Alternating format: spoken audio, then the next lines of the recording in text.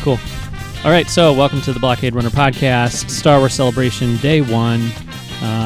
This is John with Dan. Hello. And with Chris.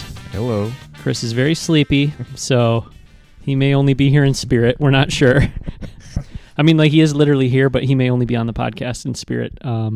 We'll decide. But anyway, we're just going to do a quick one today because there wasn't a ton to see at Celebration. I mean, there was a ton to see at Celebration, but like in terms of what we're going to talk about on the podcast and things like that, I feel like doing a show tomorrow night is going to be really exciting. And Saturday or Sunday night, if we do a show, we'll do a show one of those nights. That stuff should be pretty exciting too. But today was just all about checking out the show floor and kind of cruising McCormick Center and sort of checking everything out. So what are you guys' impressions of the show today? It was pretty packed in the exhibit hall, but that's kind of to be expected with no panels happening, nothing else really going on. But, you know, typical exhibit floor. I thought they weren't missing anything that I can remember from past years. It seemed kind of just to be the usual thing to me. Yeah, I mean, you've got lots and lots of vendors selling, you know, Star Wars toys and Star Wars merchandise and collectibles and things like that.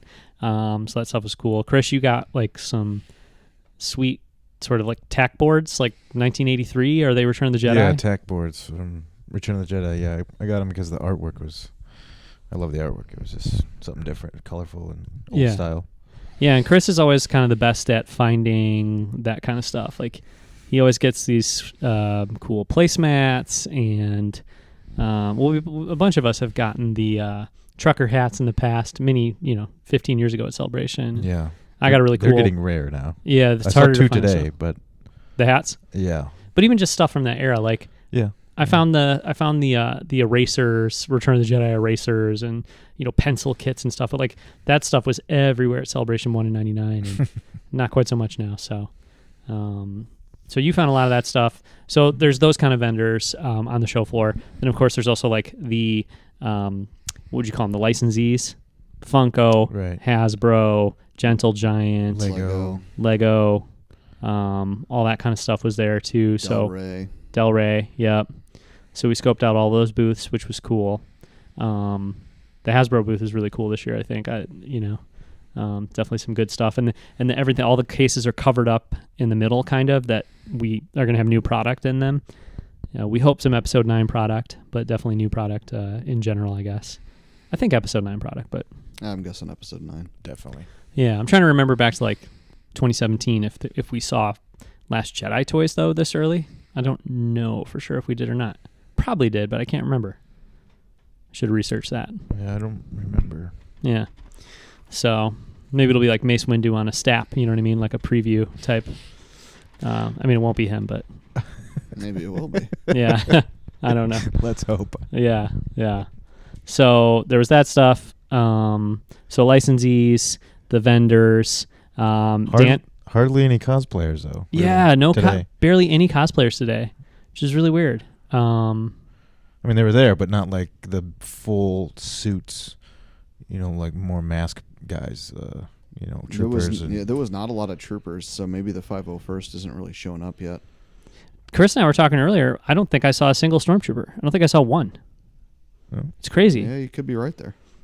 I always talk about Celebration. It's like, yeah, you get into the... hotel elevator and there's like 3 stormtroopers in there, and I mean, we don't have a hotel this time because we're recording here from our spacious Airbnb in Oak Park, Illinois, down the street from McCormick Center, so we don't have a hotel, but I didn't see any stormtroopers anywhere. It was crazy. Yeah. So and we did see a few cosplayers, but not a lot, way less cosplayers than we normally would see. Right. And we talked earlier about possibly the guys in the suits, they're just not in today, and then they'll cosplay maybe over the weekend, Yeah, I mean, today was just a weird day for Celebration. I mean, it was good. It was a fun day, but it was a weird day for Celebration in terms of no programming, and so I didn't know what to expect exactly, and maybe cosplayers, a lot of them are just sort of waiting for tomorrow's like the first real day of Celebration. It's almost like a cold open. Yeah. And it was pretty cold, I would say, because a lot of the stuff didn't go the way it was supposed to. Like, basically, the store was the big fiasco today. Yeah, luckily we didn't try wasting our time with it, but reading the hearing people on the floor and then reading things online as well. It sounds like some people spent upwards of 9 hours getting all the way through that, which boggles my mind. Yeah. Yeah, I mean, we looked into it at a certain point and went over and asked or whatever. Chris, you asked somebody about the line, or did you just hear from Dan from when Dan was checking online, or how long the line was? Oh, no, yeah, it was somebody I was talking to. Yeah, I asked if they if they even went to the store because they were leaving, and they said no, the line was like 8 hours. Yeah. And by the time they got there, they actually got cut off. And then Dan found out after the fact that the point of sale payment system wasn't working for a lot of people. And so maybe... Yeah, people were saying they would go up there to ring in their items and it would not be in the system somehow. So sounds like they had a lot of technical problems. And they actually put out a statement on their Facebook page, Star Wars Celebration, the official one, apologizing for it and say they're working on it to get everything resolved. So maybe that's a good time for you, Chris, for your Tiki. You want your Rancor... The Rancor and Luke, Tiki mug. Tiki mug. What's it called? What's the name of the company? Tiki... Geeky Tiki. Yeah. Geeky Tiki, yeah. The GT. So you wanted that and you were hoping you could grab it, but the line was just insane bananas. I had people who were hoping I could pick stuff up for them. Actually, Ryan's probably still in the air, but going to be landing soon in Chicago. He was hoping I could go over to the Del Rey booth and grab him Master and Apprentice, the new book from Claudia Gray about Obi-Wan and Qui-Gon Jinn, which I'm excited to read. I really want to read that too. And there's a beautiful, beautiful Celebration exclusive cover. It's like this painting of Obi-Wan and Qui-Gon together in like a swampy area. It's like such a cool cover. Anyway, there's an exclusive version of that, and it comes with this cool like Obi-Wan and Qui-Gon pin too. Anyway, they only sell a certain number each day. Ryan wanted me to pick that up for him, but it sounded like they were having problems with theirs. They sold the books. When I got there, they said they'd already sold out of all the copies for the day. But then they were also telling me if you want to buy, because they have a lot of books there you could buy, and they were like, if you want to buy anything, probably come back after 5 o'clock because we're having some problems with our payment stuff. So I don't know what the deal is, but maybe there's a hacker. Well, maybe it's DJ or I wonder the master codebreaker got in and messed up all the payment systems or something. I'm wondering if part of the reason they did a new day like this where they just have only the exhibit hall and store and stuff is to kind of try to get the kinks out before the majority of folks are showing up. Yeah, maybe that wasn't the main goal, but they could have kind of taken advantage of planning it that way. I don't know. It's just weird though, because ReadPop does conventions like all the time. You know what I mean? Like they're happening everywhere all the time. That's what somebody else is saying. They're like they do New York Comic Con and it's like 200,000 people. Yeah. Wow. And somehow, I don't know, the last 3 celebrations have all been kind of a cluster. Well, at least. No, they turn out fine in the end. It's just they start out rough, I feel like, Don't you think? Yeah, no. I mean, it depends. Like if you're... I guess if you want to buy stuff from the store. If you want the store is always a mess. You're always going to get not what you... Yeah. You're going to get into a pickle. The store thing just does kind of boggle my mind, especially in the day and age that we're in with, how much of your shopping do you do online in general? Yeah. If ReadPop can't do it, they should just farm it out to somebody else. I mean, there's plenty of capable vendors to do your online. Yeah, but you say that like how much of your shopping do you do? You do a lot online, but then like how often do you have 25,000 plus people in one small space all trying to buy things at the same time? You know what I mean? Like, I don't understand the whole like the sales weren't going through and the payment system being down. Like that seems kind of crazy. What I'm talking about. Yeah. But it's still, no matter what, it's a logistic issue because you've got all these people in this small space and they all want to go into this one area and buy stuff. Like, that's always going to be a nightmare, I feel like. Well, and why can't I just do this through the app? You have me register my badge so you know that I've bought a badge and all that. Yeah. And just let people buy things on the app for the thing. Even if, sure, don't let them buy 20 of an item or something like that, but like then everybody gets a fair shake at least. Yeah, and they don't have to waste their whole day. Yeah, and like if I go to a WWE wrestling show and I want to buy a T-shirt, you can buy the T-shirt like on the app and then set it to pick it up at the table sometime during the night. There you go. Instead of waiting in a line. I mean, there's still a line like to pick up from the table, but it's a small line instead of. That's what was supposed to happen, right? Yeah. With this, partially. Oh yeah, theoretically with the light. What is it? Yeah, light. Well, I don't know what they call it, that specific thing, but yeah, light speed something. Yeah, light speed. Like you could buy stuff online, and then you could make a reservation or whatever for the Lightspeed lane, I think, and then you just get in there and go pick up the stuff you already bought, right? But even, too, the other thing I'm thinking is, like, man, like, how hard would it be to just put a bunch of this stuff up a month ahead of time and let people buy it anytime they want over the course of, maybe you have a cutoff like 2 weeks beforehand, and then they've already bought everything, and then you just have the stuff ready to pick up at the show, too, Yeah. I don't know.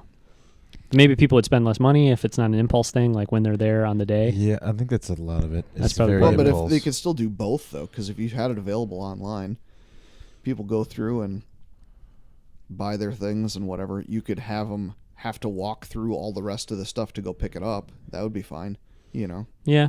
It's got to be good for the vendors, though, because, like, if I have, if for me, I'm not going to spend more than maybe like $50 at Celebration the whole time, like in terms of I'm buying stuff, you know what I mean? So I've got maybe, let's say, my $50 I'm going to spend, and I can't get into the store, and I saw some cool vintage, Return of the Jedi poster for $50. I was like, I'll just go buy that instead, you know what I mean? So it's got to be probably good for those people. What else? Aside from the store stuff, John and I went and walked through the Rancho Obi-Wan? Rancho Obi-Wan exhibit, and that was kind of cool. I mean, it was not huge, but it was neat. Yeah. They had a ton of stuff from all the celebrations, which was probably the coolest part of it. Oh yeah, they said they were going to have that. I think was there a I think- line to get into that or anything? It, like Yeah, 10 very minutes, minimal, maybe. yeah. We Really? waited or something to get in, yeah. I want to check that out. Yeah, it's pretty cool. I'll go through it again if you want to go through it sometime. But I think the focus was artwork from different celebrations of the past, so a lot of exclusive art from previous celebrations.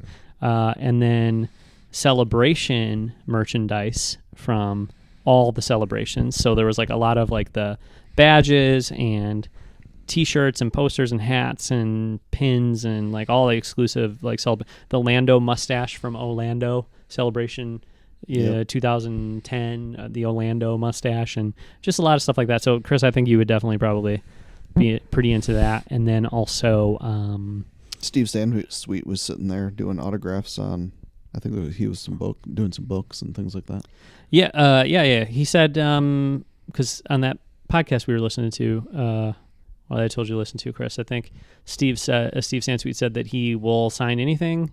If you want to, if you have a book of his, or you want to buy a book there, or just I think he said he'd sign anything, and he never will charge for an autograph. And it sounds like he's basically there all day, every day. I mean, he goes and gets lunch or whatever. I think when we were walking through, Dan, somebody was interviewing him actually. So okay. I don't know if we probably could have said hello, but I don't know. But sign my chest tomorrow. there you go. Yeah, there you go. So, and they've got a little store there, Rancho Obi-Wan. I mean, that's another example. Like, there's a 10-minute wait to buy something at Rancho Obi-Wan, and they have like cool sweatshirts and hats, and just buy something there if the Celebration store can't. Yeah, there's plenty of options. Yeah. You can spend your money. Yeah. That's Yeah. for sure. I will say one really good thing today is that it was like not difficult to get in there really at all. Like we only waited in line when we got there a little after 1. It was probably like 1:30 when we got there, 1:45 maybe or something. And it opened at 1. But what did we wait? 10, 15 minutes in line to Yeah, get it into the wasn't bad. building? It wasn't bad at all. Mm-hmm. So that's good. So hopefully that bodes well for tomorrow. We'll see. But yeah, that was good. We ran into Jason and Gabe from Blast Points and got a sweet Rick Oli sticker. That was awesome. That was cool. They were very nice. So it was fun to run into them again. I ran into them in 2017 also. What else happened at Celebration today?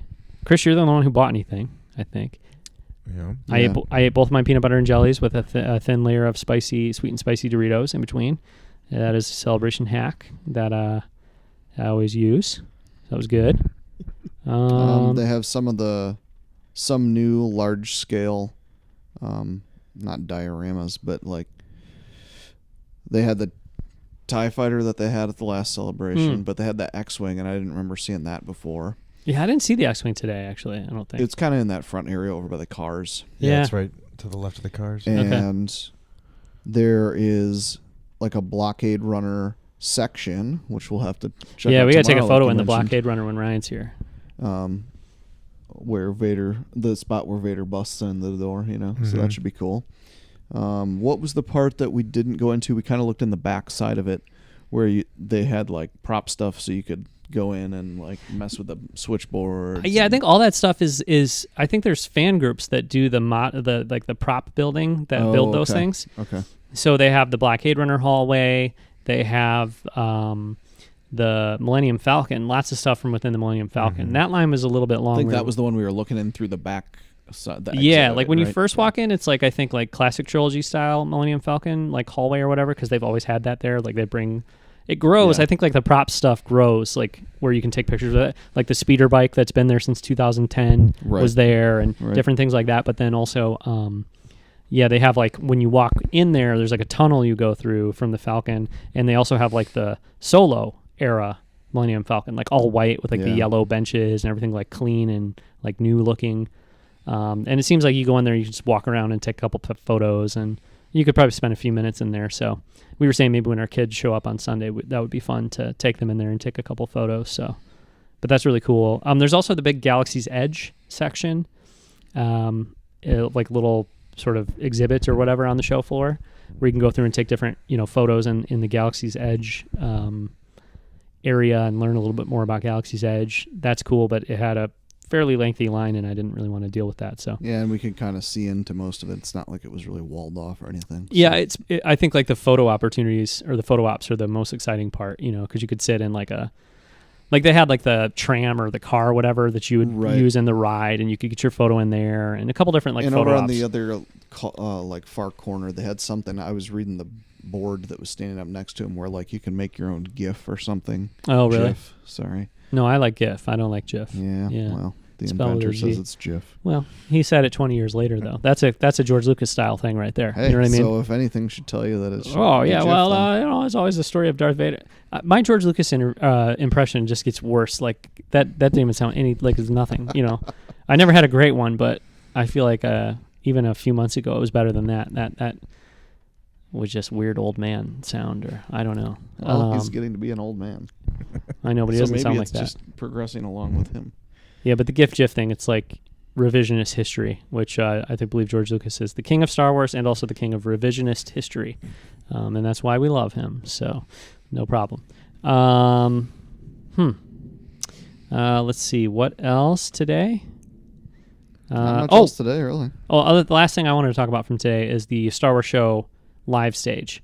It's huge. It's huge. Lots of screens. I think I counted like 4 or 5 screens. Nice big speaker setups hanging from the ceiling. So hopefully it's going to be nice and loud. Because as of now, that's what we think we're doing for watching the Episode 9 panel tomorrow morning. Going to try to get down there, not ultra early. We're not going to get down there at 6 a.m. or anything, but we're going to try to get down there fairly early so we can hopefully get onto the convention floor shortly after 10, shortly after, the show opens, because we won't be right at the front of the line there. At least that's what we're saying now. Chris is really tired. I can see it in his face. He's so tired, and he's kind of like, are we really doing that? You just make your sandwich tonight and put it in the fridge, Chris, and then when we get up in the morning, we just bolt, So yeah, we caught up a little bit last night, so we're a little bit tired today. Yeah, but yeah. So we're thinking maybe we get there early enough to get in there on the Star Wars Show live stage, and that could be cool. So hopefully that'll work out, and we'll see. Hopefully, yeah. I mean, I'm very excited to see that trailer and to see that whole panel. I can't wait to hear what they have to share, and I can't wait to see hopefully a title and a poster and a trailer, and that should get us, buzzing tomorrow. I feel like the whole place, the whole convention center is gonna be rocking. It'll be alive right after that. Yeah, sure. That banner, the mural, the 88-foot long mural, it's got the Episode 9 part covered up, so they can reveal that tomorrow, and hopefully start. Hasbro has a panel tomorrow afternoon. Hopefully they can start showing off some merchandise, maybe related to Episode 9, and it's a weird thing because the celebrations always kick off with the new movie reveal, and this one they couldn't do that because.